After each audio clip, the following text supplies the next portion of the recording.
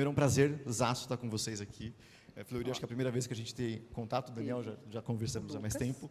Dani, fui Bayer há um tempo atrás. Acho que a gente não tinha se conhecido, mas de umas vidas aí, fui Bayer. Muito bem, a gente está aqui para falar um pouco sobre o desafio, né, saúde ocupacional e o cuidado com a saúde mental. Eu acho que para a gente começar bem, eu queria ouvir, né, um comentário rápido de cada um de vocês. Quais são os principais desafios para a pauta de saúde mental na saúde ocupacional que vocês enfrentam hoje? E aí, Dani, se você puder começar. Obrigada, prazer estar aqui. Bom dia, pessoal. Bom dia. Nossa, quanta gente bonita, né? Bom, acho que o principal desafio, na minha opinião, é a falta de senso de autorresponsabilidade das empresas mesmo em geral, assim, da nossa sociedade, mas dos empregadores, não só da liderança, mas da liderança também. Senso de responsabilidade no sentido de, eu acho que as pessoas não sabem muito qual que é o impacto delas, da conduta delas na saúde mental das pessoas. E acho que as pessoas ainda veem o tabu, né, do comprometimento da saúde mental como questões do indivíduo, né? Então, é problema do cara, é problema na família, como é uma sucessão de coisas, como é uma questão subjetiva. Existe uma dificuldade de se apropriar do problema e falar, bom, eu tenho papel, eu tenho algum impacto em maior ou menor grau, eu tenho algum impacto na saúde, no impacto na saúde mental das pessoas, e na construção de um ambiente de trabalho mais saudável também, né? Eu acho que é importante a gente reconhecer isso.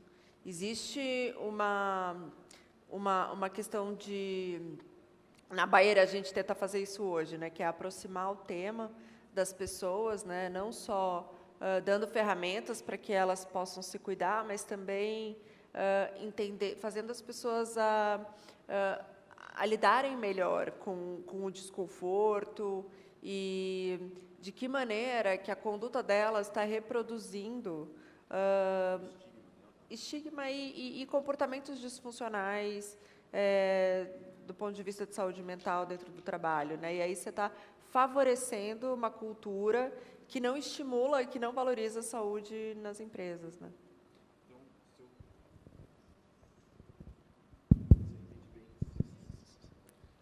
Não está funcionando o microfone hoje comigo. Se eu entendi bem, então, tem uma questão de se apropriar, da responsabilização. Esse é um dos desafios que você encontra. É isso aí. Daniel, por favor. Bom, primeiramente, bom dia também. É um prazer, uma honra estar representando a 3M ao lado de pessoas tão importantes, referências aqui. Obrigado pelo convite. Era uma boa prática de ontem, eu vou também me autodescrever. Hoje ninguém fez isso, mas... enfim, eu não comprei um sapato novo como o Emerson, mas o meu vem diretamente de Franca, cidade do Magazine Luiza, que eu tanto gosto, cidade de sapato, sim, e do basquete. Mas eu sou um homem branco, tenho cabelos e olhos castanhos, e estou vestido com um blazer azul marinho, calça azul marinho. E solidarizo com você falar depois das falas de ontem, do encerramento. É difícil a gente manter o roteiro depois de tanta inspiração, né, que a gente sai de ontem aqui bastante provocado. Seguindo a linha do que a Dani já trouxe, eu queria puxar um pouco mais a sardinha para a brasa da saúde ocupacional, né, e falar dos desafios. Eu entendo como um dos primeiros desafios da saúde ocupacional é estar integrado e se empoderar, se apropriar do cuidado em saúde mental, né, romper, ultrapassar a barreira compliance, a barreira da legislação e além, e ter o apoio da organização para ir além, né, esse apoio na forma de recurso, na forma de estrutura, na forma de investimento, na forma de autonomia. Às vezes, essa autonomia sendo representada simplesmente por aumentar a carga horária, ainda que a legislação fale que são necessárias apenas 20 horas, por exemplo, mas você ter um médico do trabalho full-time, por exemplo, na empresa. Então, eu queria trazer um pouco mais para esses desafios da saúde ocupacional, também em relação à montagem do time, que é um foco nosso, né? Nós estamos ainda engatinhando dentro da estruturação, mas o nosso foco ele tem sido bastante na montagem do time, né? A gente fala que a nossa estratégia é de 3 P's, né? Tem 3 M's no nome, 3 P's, né? Que é processo, procedimento e pessoas, né? Então, você precisa mapear os processos, entender onde estão as oportunidades, né, de intersecção desses processos. Então, esses desafios vindo de dentro para fora, eu queria destacar o team building como um desafio. E, olhando no aspecto mais organizacional, são as famosas reestruturações, né, que a gente sabe que a única constante hoje no mundo organizacional é a mudança. Então, como navegar pelas incertezas dessas mudanças organizacionais que a maioria, para não falar todas, fogem ao nosso alcance, decidir, né? Todas elas fogem ao nosso alcance, decidir se vai mudar ou não vai mudar, se vai reestruturar ou não vai reestruturar, vai ter corte ou não vai ter corte, vai ter mudança de estrutura organizacional ou não vai ter mudança de estrutura organizacional. Então, navegar por essas incertezas também é um grande desafio. Fleury, por favor. Obrigado, bom dia. Um prazer de estar aqui com vocês. Obrigado pelo convite.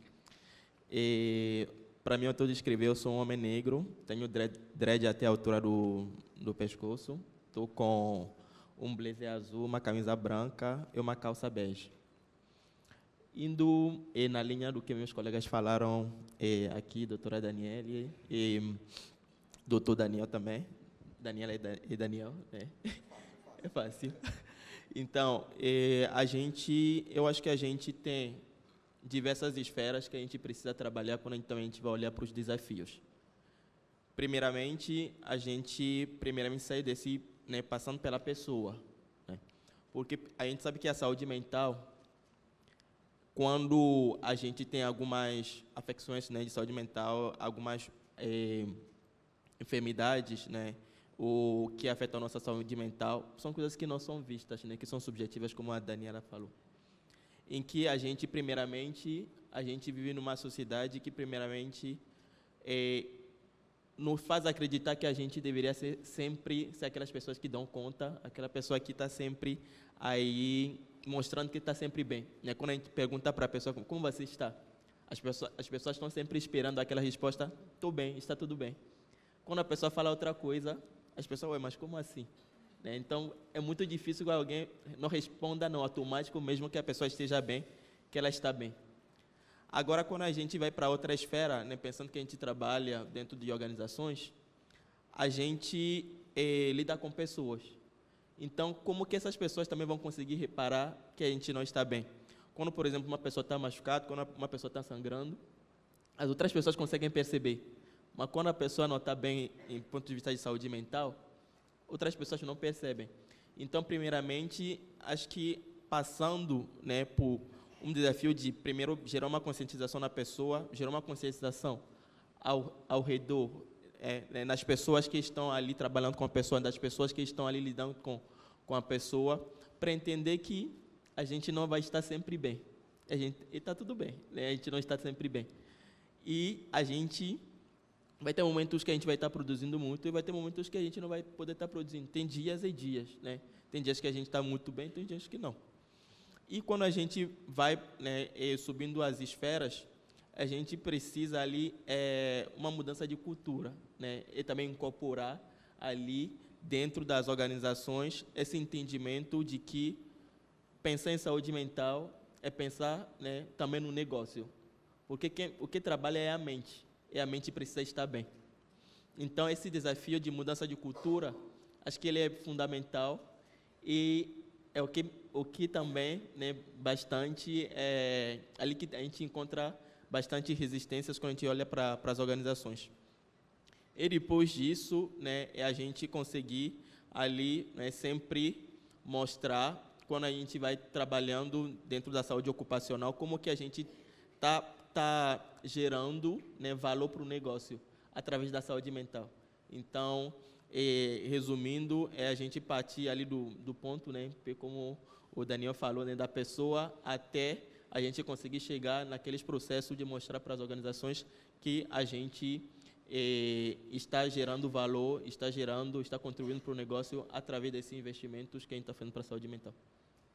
Então, a gente está falando de, só para organizar um pouco o que a gente falou sobre a questão da responsabilização, né? De como que a empresa se percebe também responsável pela doença, pela questão, né, de saúde mental em geral, e não só responsabiliza o indivíduo.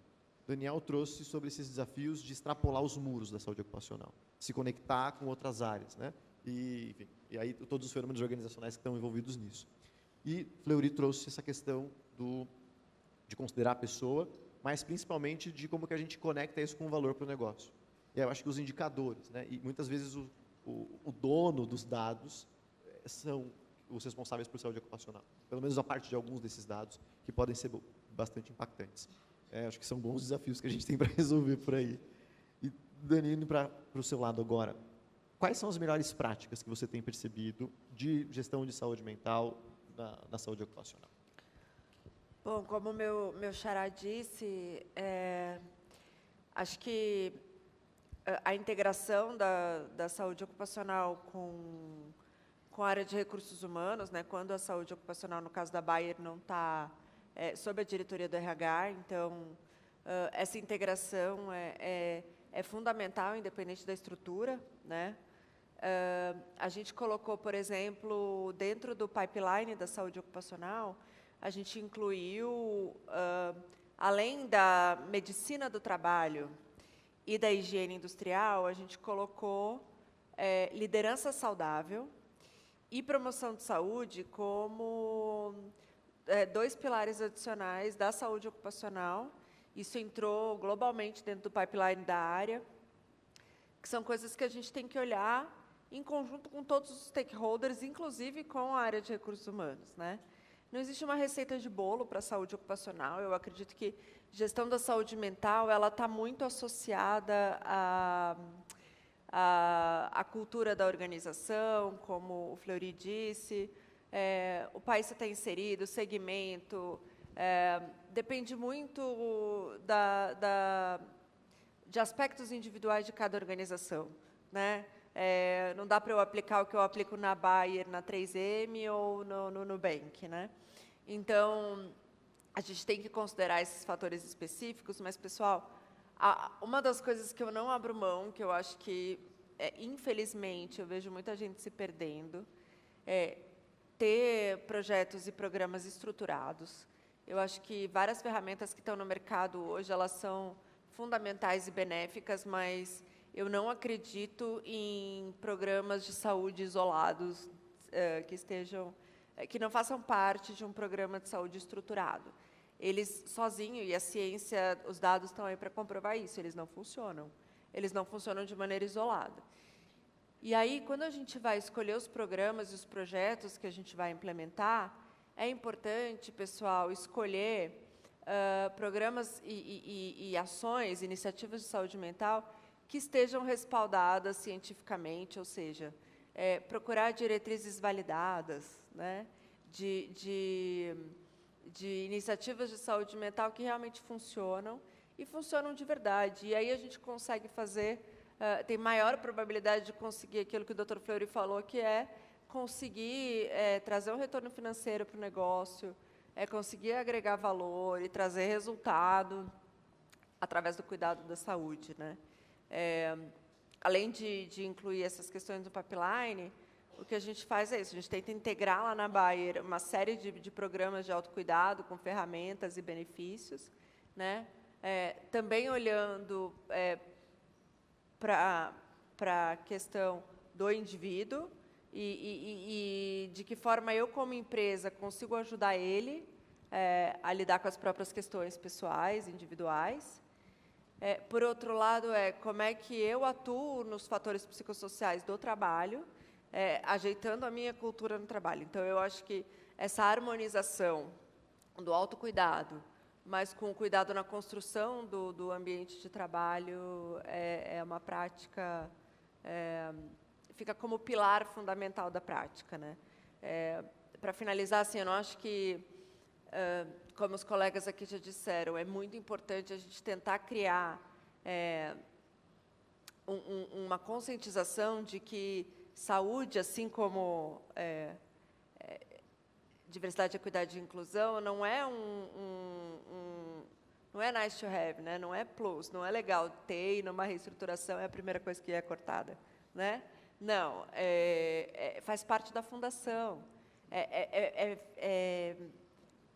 faz parte de uma necessidade de sustentabilidade da organização, você ter pessoas mais saudáveis, pessoas incluídas, um ambiente com segurança psicológica, com senso de pertencimento, e isso vai fazer com que, de fato, a gente consiga ter condições de lidar com todos os desafios aí que qualquer empresa moderna passa, né? E aí eu vou pedir licença e me desculpar, eu, como ativista de inclusão aqui, não fiz minha autodescrição, perdão, eu sou uma mulher branca, de cabelos escuros, longos, uso cadeira de rodas, estou vestindo uma roupa branca com minha cadeira de rodas preta. Obrigada. Obrigado, Dani. Eu vou seguir aqui a mesma coisa. E me desculpar por não ter feito isso de manhã, eu estava preocupado com abrir aqui o tema. Eu sou um homem, sou pardo, minha pele é clara, mas cabelo preto, estou de óculos, blazer azul e camiseta e calça preta, tênis branco. Daniel, seguindo aqui nessa linha do que a Dani trouxe, acho que pensando em complementariedade, como é que a gente consegue ter uma ação mais proativa? Como é que saúde ocupacional pode ser mais proativa em relação ao tema de saúde? Bom, deu certo agora aqui. O problema era eu, acho. Bom, para responder essa pergunta, eu vou pedir licença e parafrasear algumas pessoas aí que foram minhas referências. O primeiro, falando em atitude proativa, eu não posso deixar de lembrar do meu primeiro congresso que eu participei, né, estando aí onde vocês estão, sentado atento, né, do congresso da Associação Nacional de Medicina do Trabalho, em 2013, quando o professor Eduardo Arantes, médico do trabalho, enfim, uma referência aí no tema, quando a gente fala em retorno sobre investimento, ele falou assim, quando ele estava se apresentando, que o médico do trabalho, ele, né, ao longo de toda a trajetória dele, muitas pesquisas, ele desenvolveu um método de proatividade do médico do trabalho, que tem até uma sigla bonita que chama TBD, né? Não, TBC, desculpa. E aí todo mundo, o que é TBC, né? O que é TBC? É tirar a bunda da cadeira, né? Então, para sermos proativos, o médico do trabalho precisa, depois vocês podem colocar o pi, precisa sair do ambulatório, sair do conforto do consultório e entender como se dá as relações, né, organizacionais, interpessoais, como é toda essa teia, né, essa rede que acontece dentro da empresa. Porque quando a gente está só no consultório, e a atividade de consultório ela é importante, mas ela não é exclusiva, né? Eu digo que, dentre as especialidades médicas, a única que tem trabalho, né, no nome e que coloca essa lente da medicina em relação ao trabalho é a nossa, né? Então, a gente está dentro da empresa e a gente tem a possibilidade, né, causando inveja a muitos médicos da família, por exemplo, que não conseguem ver os seus pacientes tanto quanto a gente. Então, a gente precisa realmente dessa atitude de sair do consultório e entender que trabalho é esse que a gente está falando, né? Muitas vezes a gente, enfim, por inúmeras situações, a gente fica muito mais tentando olhar sob o aspecto, às vezes clínico, às vezes médico, e esquece que a gente, né, está falando sobre trabalhadores, trabalhos e toda a complexidade desse mundo organizacional. A segunda pessoa que eu vou parafrasear também para complementar essa resposta, que o Dr. Glauco citou ontem aqui, né, como referência, que é o programa da GE, né, a doutora Márcia Agosti. Ela falou numa conferência que me chamou muita atenção, e eu também incorporei isso, né, que essa não tem nenhum palavrão, pode ficar tranquilo, que é ter o interesse genuíno por cuidar. E a gente tem visto, tem sido bastante desafiador, né, Você falou dos desafios, eu não respondi isso antes, mas não deixa de ser um desafio, né? Você, primeiro, redescobrir, né? Ontem, inspirados por ontem, né? Pelo Renante, né? Acho que essa reconexão, né, com o nosso próprio interesse, né, de cuidar, às vezes a gente se perde. Então, olhar para dentro antes, e uma vez você bem pacificado com isso, você conseguir, como líder de saúde ocupacional, implementar isso na sua equipe, né? E aí vai desde o recrutamento, da seleção dessas pessoas, né, na interface com recursos humanos, como a Dani muito bem já falou, né? Então, eu queria destacar, em termos de proatividade, esse conhecer o trabalho e ter um interesse genuíno por cuidar. Acho que, a partir daí, os próximos passos, acho que são mais estratégicos, mais, enfim. Aí a gente pode falar das ferramentas, né? A gente, por exemplo, só um exemplo, a gente foi buscar, dentro de ferramentas como Lean Six Sigma, como, enfim, metodologia ágil, né? Que a companhia já utiliza em todos os seus outros departamentos, por que não fazermos isso dentro da nossa área, né?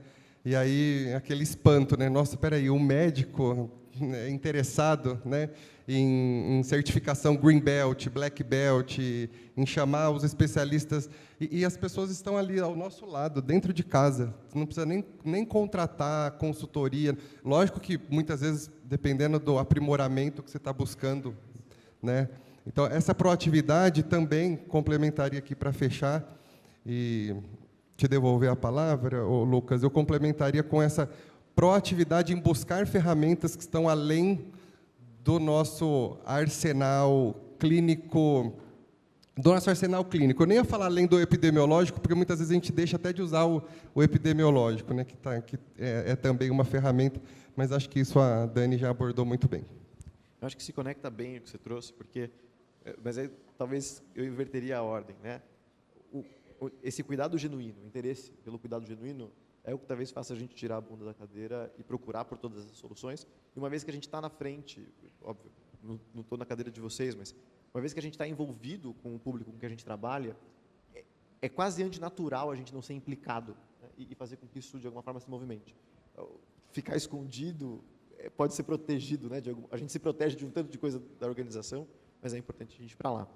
E, Fleury, a pergunta que eu queria te trazer era mais relacionada a como que o apoio tecnológico pode contribuir para essa gestão de saúde mental na frente de saúde ocupacional. Boa. Obrigado pela pergunta.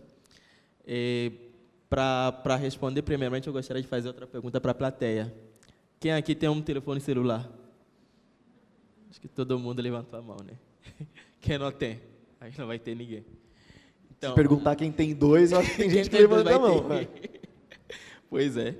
Então, a gente hoje, né, tem uma grande facilidade, um grande apoio da tecnologia, né? A gente já tem um mundo com nossos telefones celulares. E, com isso, a gente tem ferramentas que ajudam a gente e também que nos auxiliam a conseguir cuidar da nossa saúde mental. E a gente, como profissionais, né, de saúde, a gente consegue encontrar meios por essas ferramentas que todo mundo já usa, né, computador, celulares, ajudando a cuidar de saúde mental, né. A gente já tem, né, um grande boom, uma grande aceitação da telemedicina, da telepsicologia, que todo mundo tem utilizado bastante, né, ferramentas que a gente pode usar através dos nossos celulares, através dos nossos computadores, em qualquer lugar que a gente esteja. E a gente também tem, né, outras ferramentas que são que ajudam as empresas e as organizações e também os times de saúde a conseguir fazer esse cuidado também de forma bastante, eu diria, bastante previsível, né, pensando em análise de dados e também de comportamentos. Então, a gente tem ferramentas, né, onde a gente consegue ter uma previsibilidade de até 92%, né, de comportamento e também de adoecimento em relação à saúde mental, né, utilizando base de dados, inteligência artificial, fazendo monitoração, né, monitoramento das pessoas através também de ferramentas como os nossos relógios eletrônicos, e com isso a gente consegue extrair dados e a partir daí pensar diretamente em cuidados. Muitas vezes também essas ferramentas de tecnológicos também já trazem para a gente também alguns planos de ações que a gente poderia usar. Mas é claro que a gente, né, tem que sempre pensar nas nossas organizações o que vai funcionar aqui e também o que vai ser aceito dentro da organização. Então, a gente sempre utilizar a tecnologia a favor, né, das pessoas, com uma análise também da cultura da empresa e também da onde a gente está. Porque não adianta a gente somente ter tudo ali pronto, né, como a Dani falou, mas a gente poder fazer uma conexão diretamente com outros programas de saúde que estão dentro da empresa e também com como que a equipe de saúde poderia se aproveitar, né, dessas ferramentas para acompanhar a saúde das pessoas. E com isso é importante que a gente possa, né, sempre começar por... A gente está aqui agora, a gente fez um mapeamento com toda a tecnologia que a gente tem, inteligência artificial, a gente tem, através de questionários, né, a gente consegue ter um perfil populacional, né, então, fazer esse acompanhamento e a gente mostrar resultados, porque não adianta a gente somente prometer, né, com isso eu consigo fazer isso, mas aí o que a gente vai trazer daqui a 1 ano, 2 anos, a gente sabe que 3 anos né, começa a ser o ideal, mas a gente sempre tem que estar mostrando ali, né, as poucas mudanças, né, que não são poucas, mas que no final do dia consegue gerar valor tanto para as pessoas, também para a organização. Acho que é interessante isso dessas conquistas iniciais, né? Às vezes muita gente, e a gente tem um desafio grande de ajudar o cliente a implementar os programas. E muitas vezes o que trava é, não, mas quando que a gente vai ver o número, o resultado? E são coisas de muito longo prazo. Mas se a gente consegue mostrar que essa mudança pequenininha de 2% nisso aqui aponta uma tendência que daqui 3 anos vai ser muito maior, acho que a gente consegue ter, né, trazer mais pessoas para dentro. Eu acho que é isso que eu queria falar um pouco mais. Gostei muito do que você trouxe, do extrapolar a saúde ocupacional. Eu queria ampliar essa pergunta para vocês, e aí vou emendar algumas perguntas aqui. A primeira, o gestor de saúde, o médico ali do trabalho, tem tempo para extrapolar essas barreiras? Essa é a primeira. A segunda é, se tem tempo, se dá para conseguir tempo, quais são as ações assim que, se todo mundo aqui tivesse querendo anotar, a primeira, o que deveria fazer saindo daqui? Quinta-feira, amanhã, se eu quero extrapolar as barreiras aqui, lembra que o Renan falou do fora da muralha? Quero sair da muralha da saúde ocupacional. O que eu faço? Qual que é o primeiro gesto? E o terceiro, a gente estava falando muito da parte de identificação, né, da gestão interna de saúde, etc. Mas todos os planos de ação, como vocês mesmos disseram, eles são conectados com as outras áreas. A saúde não vai tocar o plano de ação sozinho. E quais são as boas experiências que vocês já tiveram nisso? Então, são 3 perguntinhas rápidas, super rápidas. A primeira é se tem tempo, a segunda é como começar, e a terceira é como é que a gente concatena programas, planos de ação com outros players por ali. E assim a gente termina a nossa discussão. Quer começar? Bom, não temos tempo. Se a gente for fazer exame ocupacional de qualidade, que, aliás, para mim, é o maior desperdício da saúde em gestão de saúde dentro da medicina do trabalho que há, porque a gente tem que pagar, é lei, a gente tem que fazer exame ocupacional, e aí a gente extrai uma série de informações riquíssimas de cada exame desses, mas a gente não investe na qualidade dos exames. A gente, como sociedade, tá? A gente não investe na qualidade desses exames, a gente não investe no registro desses dados, a gente não investe na tecnologia e na integração dos dados, como diz o Dr. Fleury. Para mim, é um desperdício, enfim, desabafo. Aí, então, não, acho que não dá para examinar, coordenar. A medicina do trabalho no Brasil é uma especialidade que me orgulha muito, porque Aí o Dr. Fleury pode dizer melhor do que eu, mas eu faço parte do time global da Bayer também, e vejo que o Brasil tem uma das melhores regulações de saúde e segurança do mundo, né? E aí, para coordenar tudo isso também não é fácil. E aí, examinar é uma coisa, clinicar é uma coisa, coordenar tecnicamente é outra, e fazer governança é outra, né? E, infelizmente, a gente tem muita empresa no Brasil ainda que não reconhece, não existe valorização mesmo, que não entendeu ainda isso como pilar de fundação mesmo, da estratégia da empresa. Perdão, a segunda empresa. Sair da muralha, eu acho que talvez valorizar os riscos psicossociais da mesma forma como a gente valoriza riscos químicos, físicos, biológicos, né? A gente não deixa...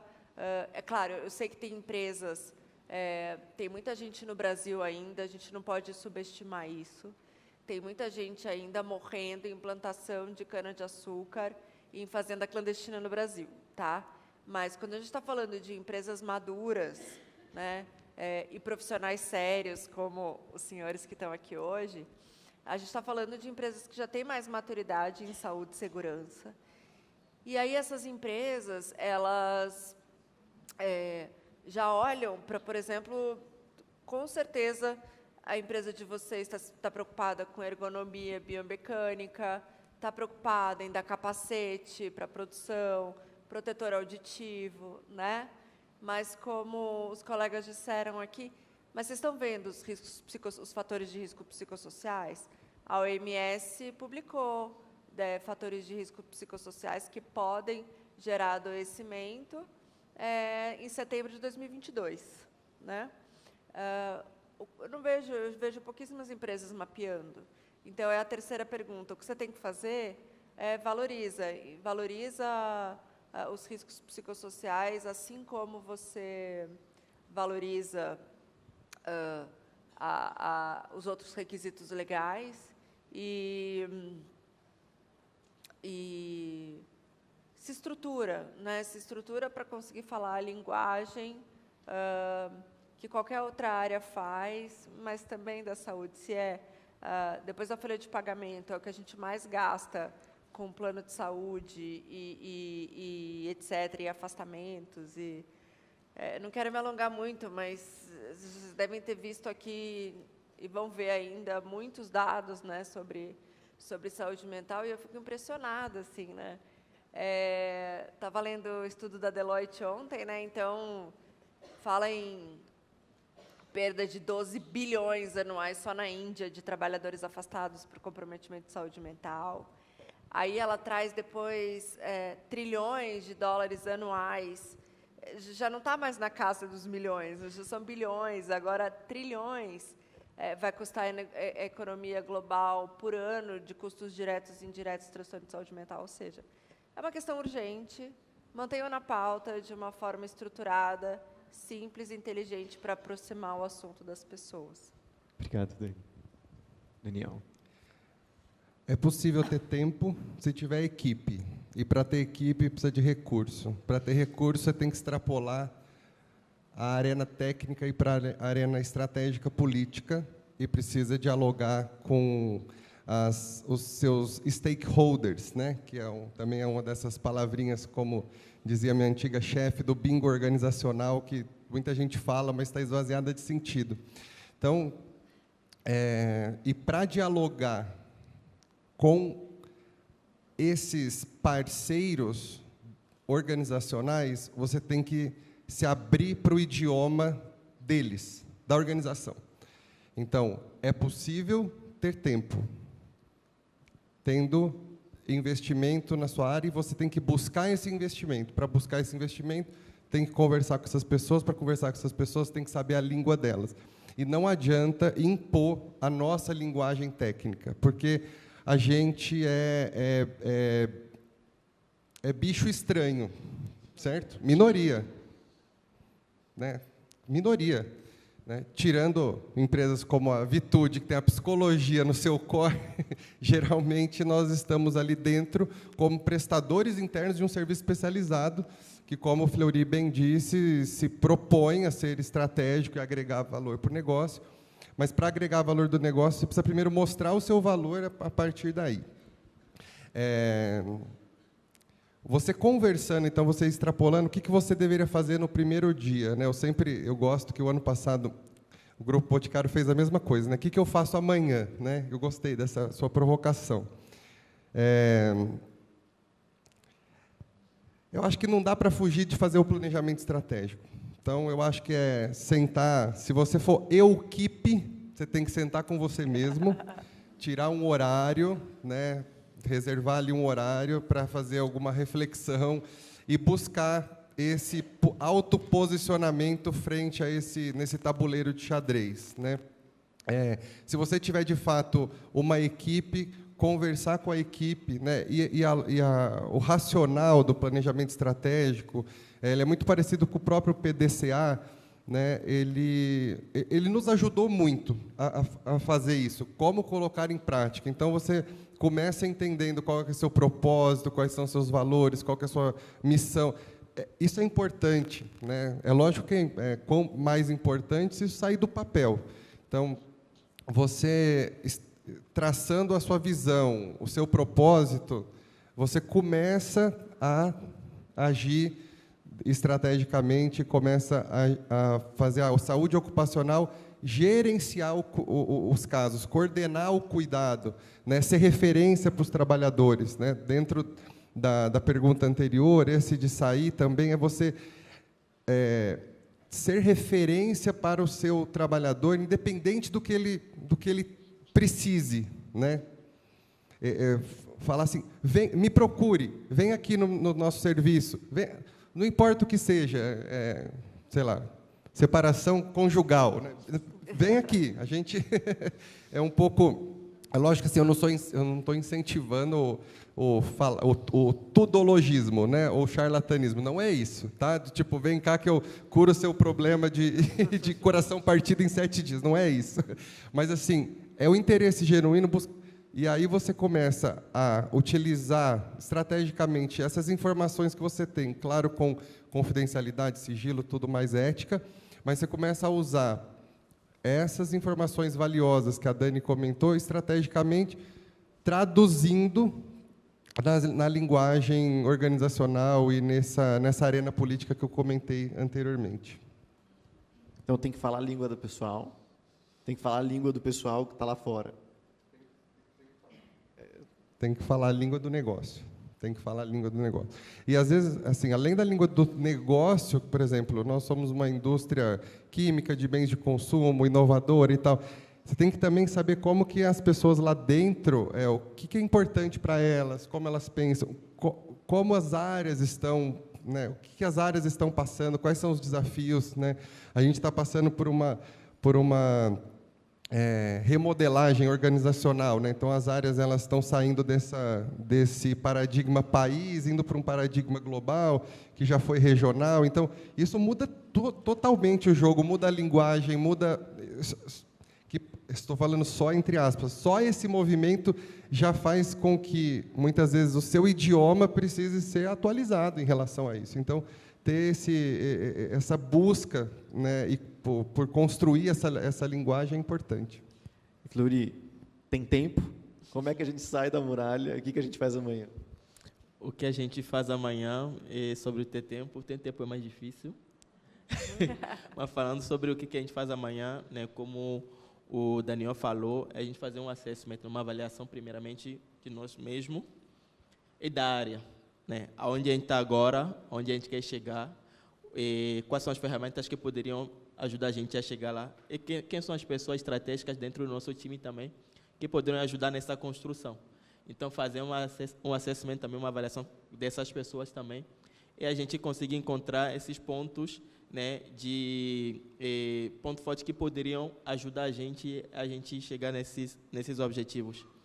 E com isso, né, acho que uma coisa também que é muito importante, né, os benchmarking também, com que a gente também consegue conversar com outras pessoas do mercado, agregar, né, essas visões para o que a gente está fazendo, ver o que funciona em outros lugares e como que a gente pode também, a partir dessas experiências, a partir do que já foi construído, a gente também conseguir traduzir isso internamente com a gente. E quando a gente consegue depois, né, fazer todo esse trabalho de avaliação, né, da nossa área, o que a gente tem agora, né, primeiro também uma coisa que é importante a gente conseguir ver o que a gente conseguiu conquistar e como que a gente conseguiu fazer essas conquistas. E, depois disso, a gente, né, traçar os planos, né, futuros, disponibilizando todo o recurso, né, tanto de pessoas quanto de tempo, para que a gente consiga chegar lá, né, e isso com apoio, né, de todo o que Daniel e a Dani também falaram aqui, né, a gente conseguir, né, sempre trazer isso para a linguagem do negócio e da organização, e com isso a gente consegue chegar nos nossos objetivos. Muito legal, pessoal. É interessante como que essa questão estratégica começa a aparecer em todas as respostas que vocês trazem, né?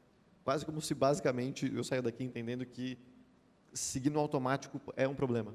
Se eu saio, a não ser que eu já fiz esse trabalho estratégico antes, e o meu automático já é uma velocidade de cruzeiro completamente diferente. Mas, em geral, é importante a gente parar e fazer mesmo essa avaliação. Estamos indo bem, estamos indo para aquele lugar, o que tem de novo, o que está acontecendo, olhar para fora, olhar para, né, fazer bench, etc. Acho que é muito, muito interessante. E só para fechar aqui, foi um prazer bater esse papo com vocês. Obrigado, Dani, pela presença, Daniel, pela presença, Fleury.